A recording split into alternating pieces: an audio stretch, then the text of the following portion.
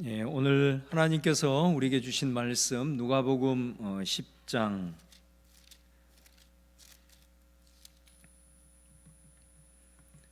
25절에서 29절까지의 말씀입니다.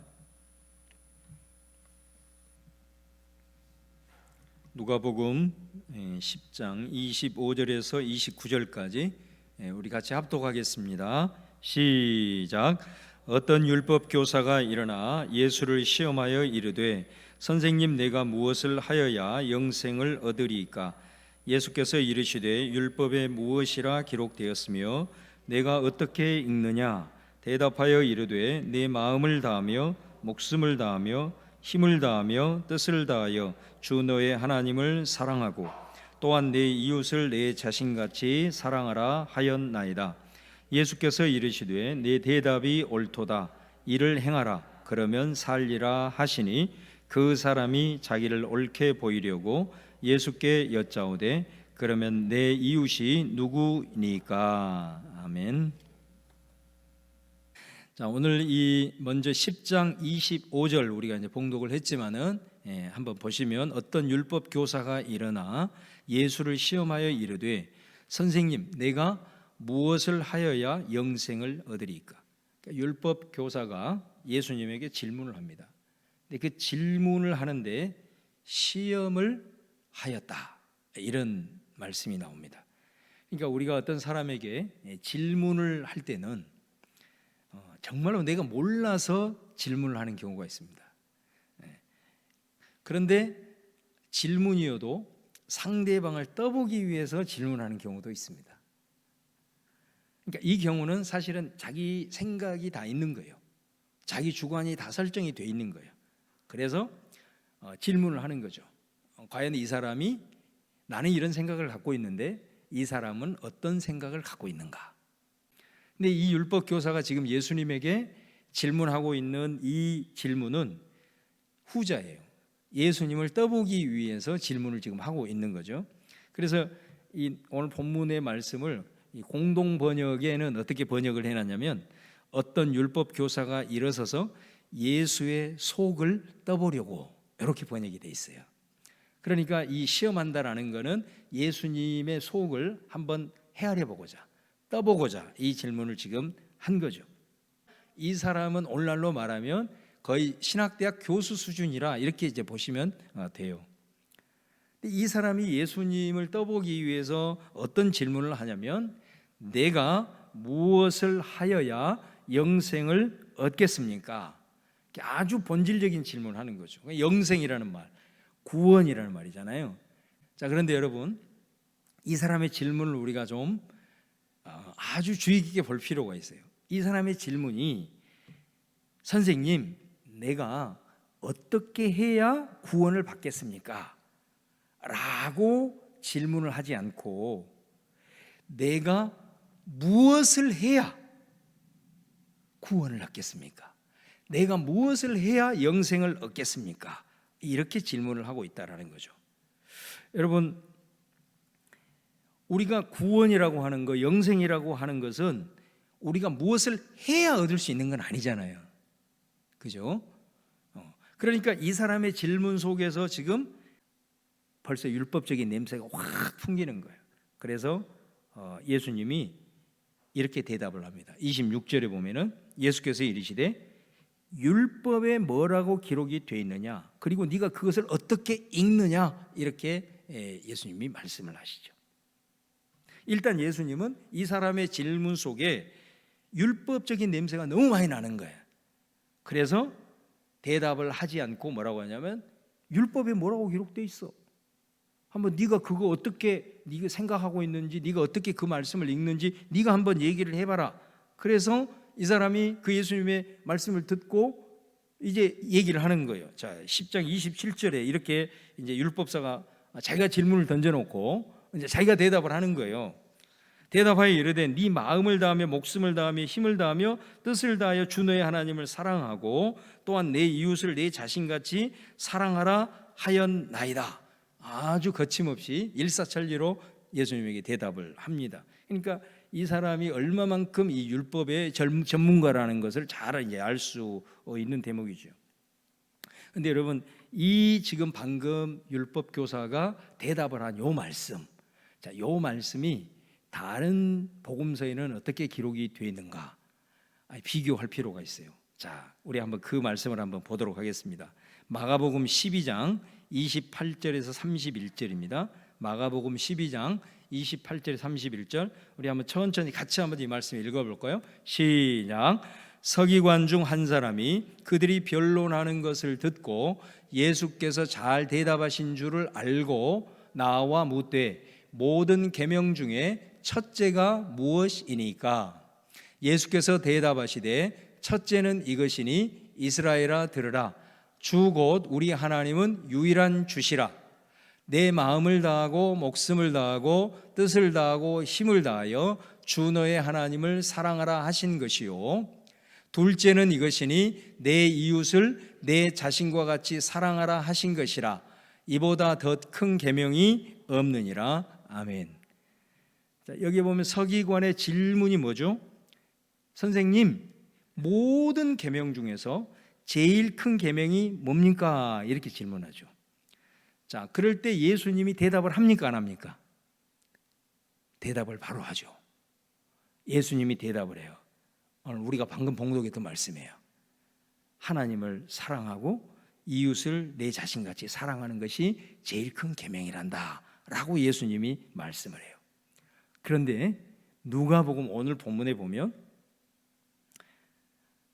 이 율법교사가 질문을 뭐라고 합니까? 내가 무엇을 하여야 영생을 얻으리까? 이렇게 질문을 하니까 예수님이 대답을 해요, 안 해요? 안 해요. 그러니까 누가복음은 이 말을 예수님이 하지 않아요. 자, 왜 그러냐? 예수님이 생각했을 때 이 사람의 질문이 잘못된 거야.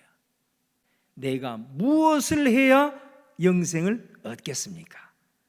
마치 자신이 무엇을 하면 영생 구원을 얻을 것처럼 그렇게 질문을 하고 있다는 것입니다. 그러니까 이 사람의 이 질문을 보면 이 사람 속에는 얼마나 지금 자기 의에 사로잡혀 있는지를 잘 알 수가 있는 거예요. 그래서 예수님이 그 말에 딱 질문을 듣는 순간 이 사람이 어떤 사람인가 예수님이 스스로 답변을 안 하셨다라는 것이죠.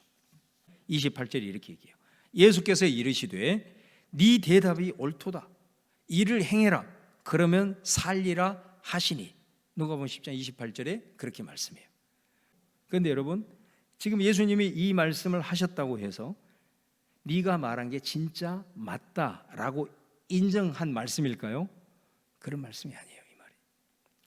예수님의 말씀은 어떤 의미냐면 네가 지금 말하고 있는 이 두 가지의 최고의 이 계명, 자, 이거를 네가 완벽하게 행할 수 있느냐?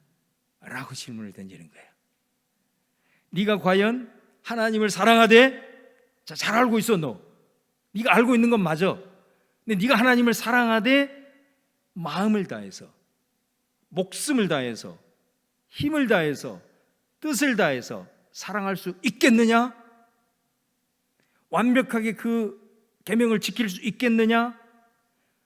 너의 행위로 정말로 영생에 이를 수 있겠느냐? 그렇게 질문하시는 거예요. 예수님이 그 말씀을 하시는 거예요. 그럴 때 이 사람이 그 예수님의 말씀을 듣고 일반 사람 같으면 굉장히 찔렸을 거예요. 그런데 이 사람이 얼마나 자기 의에 사로잡혀 있는 사람이라는 것을 보여주는데 29절에 보면은 이렇게 얘기를 합니다. 그 사람이 자기를 옳게 보이려고 예수께 여짜오되 그러면 내 이웃이 누구입니까? 이렇게 묻습니다. 여러분, 처음에는 이 사람이 예수님을 시험하기 위해서 질문을 했어요. 그러다가 이제는 자기를 옳게 보이기 위해서 다시 질문을 합니다. 그런데 그 질문의 내용이 뭐냐면 내가 사랑해야 될 이웃이 뭡니까? 이렇게 질문을 하는 거죠. 여러분, 만약에 이 사람이 예수님의 이 말씀을 듣고 그래, 네 대답이 옳다. 네가 이거 행하면 너 영생 얻는다. 자, 요 말의 의미를 이 사람이 제대로 파악을 했다라고 한다면, 그리고 다시 예수님에게 질문을 해야 된다면 이 사람은 어떤 질문을 해야 될까요? 하나님을 사랑하는 것에 대한 진지한 질문을 했어야 돼요. 그런데 이 질문을 쏙 넘어가죠. 그 말은 무슨 말이에요? 이걸 쏙 넘어가고 자기를 옳게 보이려고 그러면 내가 사랑해야 될 이웃이 누굽니까? 이렇게 얘기를 해요. 그 말은 하나님을 사랑하는 것에 대해서는 자신 있다 이거예요. 하나님을 사랑하는 것에 대해서는 나는 걱정 없다. 그러니 이 질문을 할 필요가 없었겠죠. 나는 잘하고 있다. 나는 걱정 없다. 지금 이 모습인 거거든요, 이 사람이.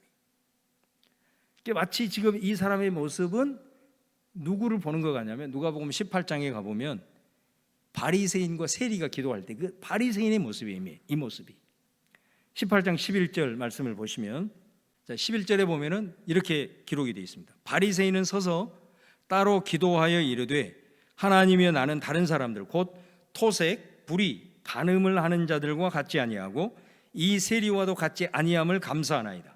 나는 일에 2번씩 금식하고 또 소득의 11조를 드리나이다.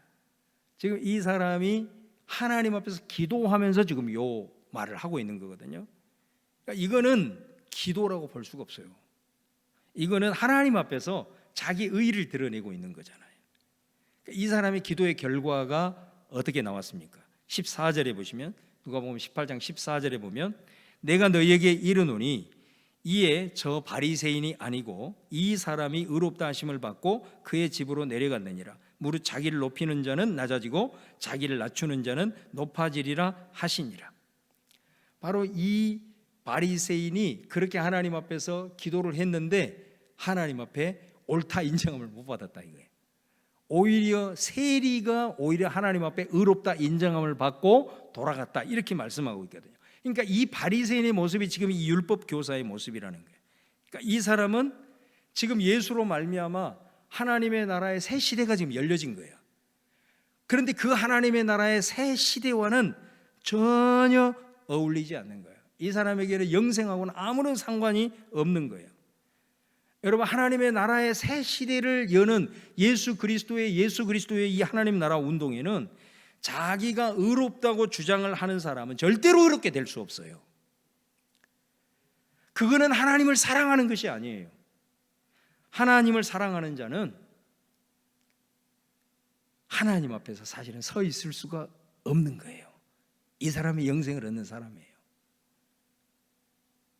감히 그 앞에서 쳐다보지 못하고 무릎을 꿇고 엎드릴 수밖에 없어요.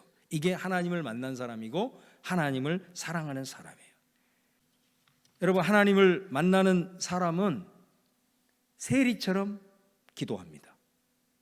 누가복음 18장 13절에 보면은 세리가 어떻게 기도하냐? 세리는 멀리 서서 감히 눈을 들어 하늘을 쳐다보지 못하고 다만 가슴을 치며 이르되 하나님이여 불쌍히 여기소서 나는 죄인으로소이다 하였느니라. 이 하나님을 만난 사람의 모습이에요. 이게 영생을 소유하고 있는 사람의 모습이에요. 그래서 하나님은 그의 기도를 들으시고 그를 의롭다고 여기신 거예요. 여러분, 구약 시대에도 우리가 너무나도 잘 아는 하나님을 만난 사람은 하나님 앞에 어떻게 반응을 하느냐, 이사야 6장 1절 이하의 이사야의 모습을 통해서 우리는 너무나도 잘 볼 수가 있어요. 자, 우리 잘 아는 말씀이지만 자, 하나님의 말씀 같이 한번 읽어보도록 하겠습니다. 6장 1절에서 5절, 좀 길지만 같이 한번 읽어보겠습니다. 시작. 우시야 왕이 죽던 해에 내가 본즉 주께서 높이 들린 보좌에 앉으셨는데 그의 옷자락은 성전에 가득하였고 스랍들이 모시고 섰는데 각기 6 날개가 있어 그 둘로는 자기의 얼굴을 가리었고 그 둘로는 자기의 발을 가리었고 그 둘로는 날며 서로 불러 이르되 거룩하다 거룩하다 거룩하다 만군의 여호와여 그의 영광이 온 땅에 충만하도다 하더라. 이같이 화답하는 자의 소리로 말미암아 문지방의 터가 요동하며 성전의 연기가 충만한지라. 그때 내가 말하되 화로다 나여 망하게 되었도다. 나는 입술이 부정한 사람이요 나는 입술이 부정한 백성 중에 거주하면서 만군의 여호와이신 왕을 배었음이로다. 네. 그러니까 하나님을 이 사람이 만나는 거잖아요. 하나님의 임재 가운데 확 들어가 버린 거예요. 그랬을 때 이 사람이 나오는 고백이 뭐냐? 나는 망한 존재입니다. 나는 망하게 되었습니다. 나는 완전히 부정한 사람입니다. 이렇게 고백을 하더라는 거죠. 이 율법 교사의 모습을 보면서 하나님을 사랑하는 것, 예수님이 네가 고백한 것을, 네가 완벽하게 그것을 지킬 수 있겠느냐라는 이 질문을 받았을 때 이 사람이 주님, 그렇다고 한다면 하나님을 사랑하는 것에 대해서 진지한 질문이 이어져야 되는데 그걸 확 건너뛰고 있다라고 하는 것은 하나님을 사랑하는 것에 대해서 자기가 생각했을 때는 충분히 잘하고 있다라고 생각을 하고 있다. 이거는 완전히 그의 착각이다라는 것을 볼 수가 있는 거죠. 그러니까 하나님을 만나지 못하는 사람, 그리고 자기가 하나님을 사랑하는 것에 대해서 이런 사람들은 어떻게 생각을 하느냐? 항상 다른 사람하고 비교를 합니다. 이 바리새인이 세리와 자기를 비교한 것과 같습니다. 그리고 비교를 하면서 다른 사람보다 자기가 좀 더 나은 모습을 보면서 하나님을 사랑하는 것이라고 스스로 생각을 한다 이거죠. 그가 세리보다 더 나은 것이 뭐였느냐? 그가 얘기한 내용 중에 나는 금식합니다. 나는 11조를 합니다. 그리고 나는 세리보다도 윤리적으로 좀 더 낫습니다. 자, 이 비교를 하면서 한 가지 특징을 보입니다. 그게 뭐예요? 자기 의의를 거기다 은근히 드러내죠. 나는 저 세리보다는 낫다라는 거예요. 그 말을 하나님 앞에서 하고 있는 것입니다. 기도하면서 하나님 앞에서 그 얘기를 하고 있는 거예요. 여러분, 저는 이 바리새인의 모습 혹은 이 율법 교사의 모습을 보면서 야, 이 사람이 과연 처음부터 그랬을까 하는 질문을 한번 던져봤어요. 이 사람이 처음부터 그랬을까? 아니었을 거예요. 이 사람도 처음에는 하나님을 향한 그 순수한 마음으로, 정말로 겸손한 마음으로 하나님을 만난 그 이후에 하나님을 사랑했을 거예요. 열정이 있었을 거예요. 그런데 마치 라오디게아 교회처럼 그냥 하루하루 신앙생활을 하고 또 그 신앙생활을 하면서 우리가 그 신앙생활을 이렇게 쭉 영위하는 가운데 어느 순간에 미지근해져 버린 라오디게아 교회처럼 어느 순간에 이 사람도 이런 모습으로 되지 않았겠는가라는 거예요. 하나님을 만난 이후에 우리들의 지금까지 걸어온 신앙의 여정과 지금 서 있는 내 신앙생활을 한번 깊이 성찰하게 하는 메시지가 분명해요.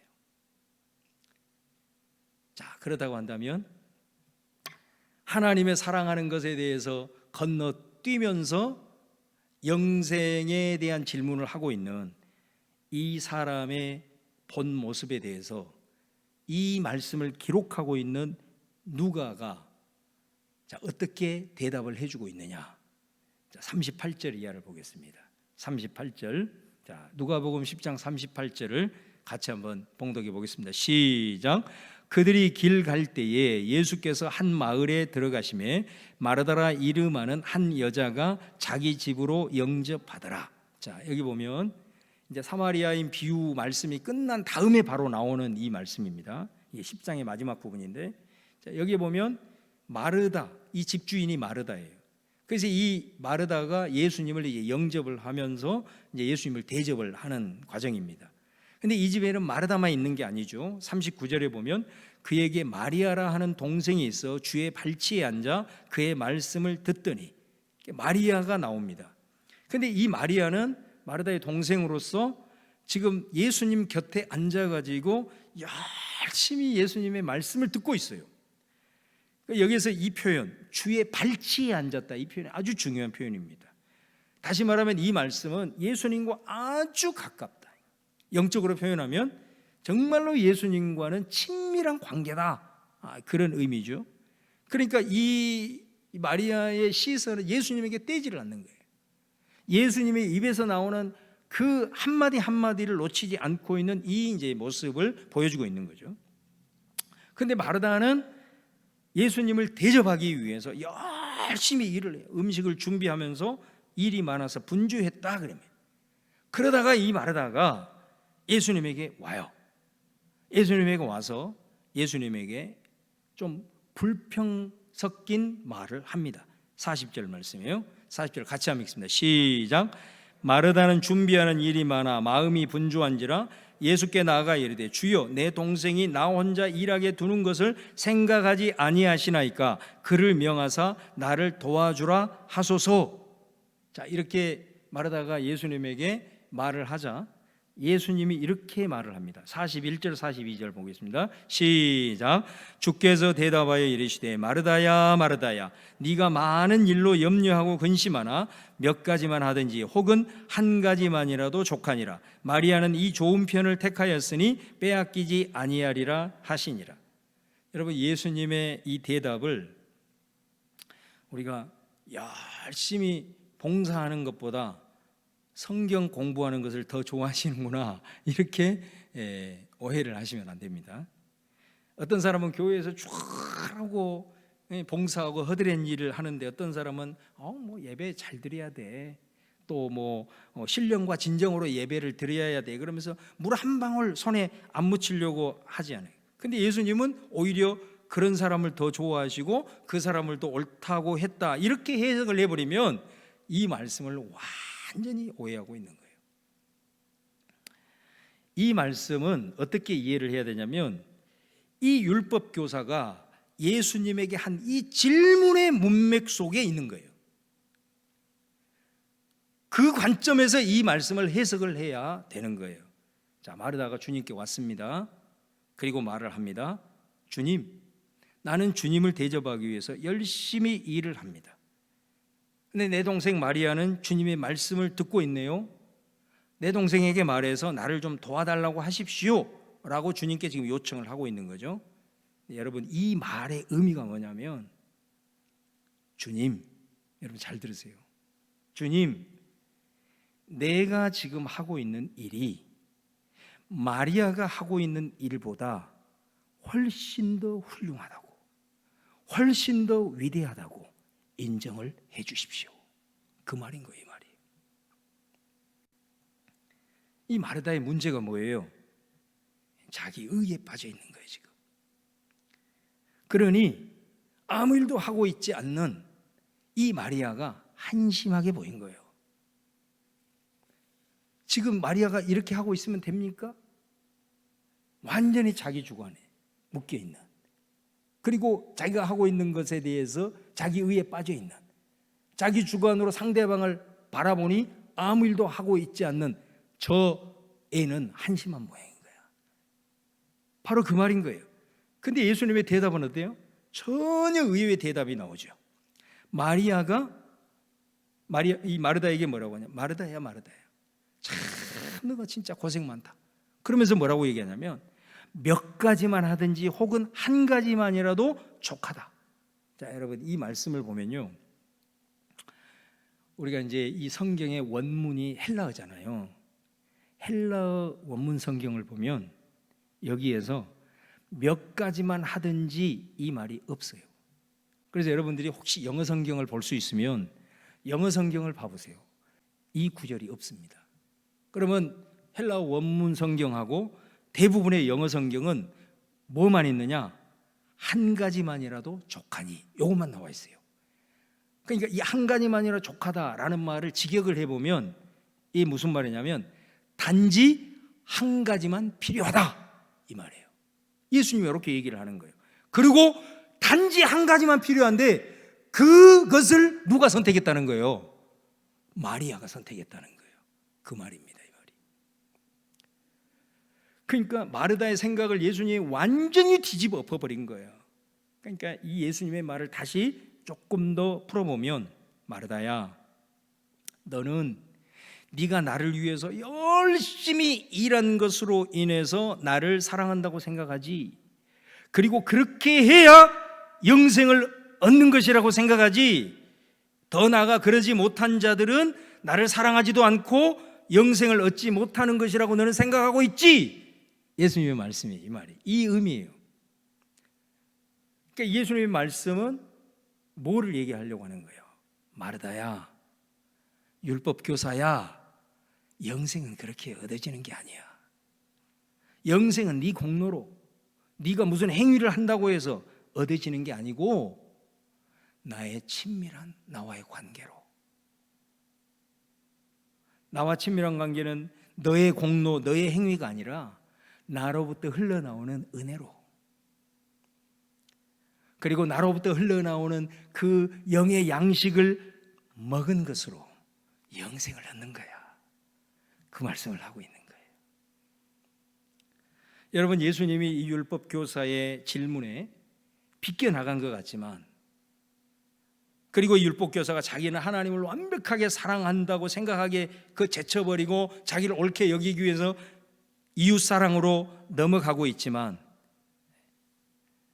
사실은 이 사람은 하나님을 사랑한 것이 아니고 오히려 하나님을 만나지 못한 사람의 모습으로 전락하고 있는 이 율법 교사의 모습에 대해서 마르다와의 대화를 통해서 주님이 결정타를 날리고 있는 것을 볼 수가 있는 거예요.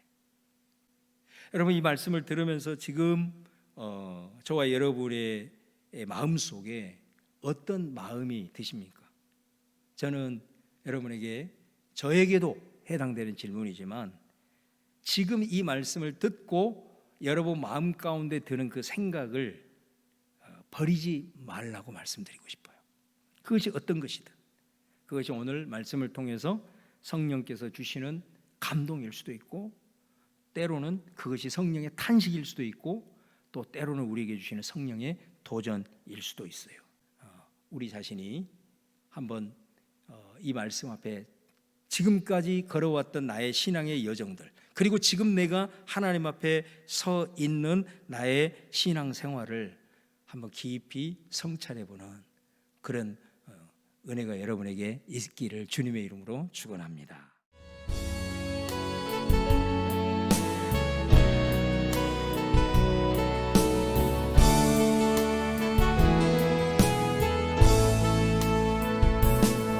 주께 가까이 날 이끄소서. 간절히 주님만 원합니다. 채워주소서. 주의 사랑을 진정한 찬양 드릴 있도록 주께 가까이 날 이끄소서. 간절히 주님만을 원합니다. 채워주소서. 주의 사랑을 진정한 찬양 드릴 수 있도록 목마른 나의 영혼 주를 부르니 나의 맘 만져 주소서. 주님만을 원합니다. 더 원합니다. 나의 맘 만져 주소서. 주께 가까이 주께 가까이 날 이끄소서. 간절히 주님만을 원합니다. 채워주소서. 주의 사랑을 진정한 찬양 드릴 수 있도록 주께 가까이 주께 가까이 날 이끄소서. 간절히 주님만을 원합니다. 채워주소서. 주의 사랑을 진정한 찬양 드릴 수 있도록 목마른 나의 영혼 주를 부르니 나의 맘 만져 주소서. 주님만을 원합니다. 더 원합니다. 나의 맘 만져 주소서. 목마른 나의 영혼 주를 부르니 나의 맘 만져 주소서. 주님만을 원합니다.